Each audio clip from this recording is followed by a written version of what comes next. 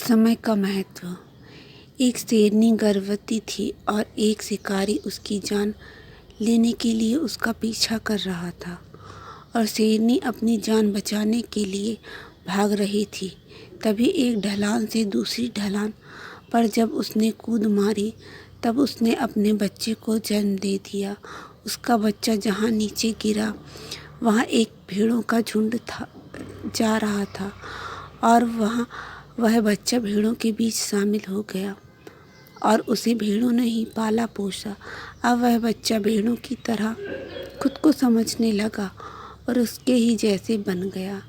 बच्चा डरता था जब कोई बड़ा जानवर आ जाता था तो और किसी को देख लेता तो था जान बचाकर भाग लेता और छुप जाता था। अब कायरता उसके अंदर आती चली जा रही थी और वह भूल गया था कि वह शेर का बच्चा है। एक दिन उस भेड़ों के झुंड पर शेरों के झुंड ने हमला कर दिया। तभी सारे भेड़ दौड़ने लगे और इस बच्चे ने तो दौड़ना भी नहीं सीखा था और बच्चा बेचारा अकेला रह गया। तभी एक बूढ़ा शेर बच्चे के पास आया तो तब वह बच्चा रोने लगा और कहने लगा, मुझे छोड़ दो, मेरे दोस्त चले गए। बूढ़ा शेर हंसने लगा और बच्चे से बोला, तुम्हें क्यों खाएंगे, तुम तो हमारे जैसे हो। तब बच्चा बोला, मैं आपके जैसे नहीं हूँ, मैं भेड़ हूँ और मेरे साथी मुझे छोड़कर चले गए, इसलिए आप मुझे छोड़ दो। बच्चा शेर की बात मानने को तैयार ही नहीं था।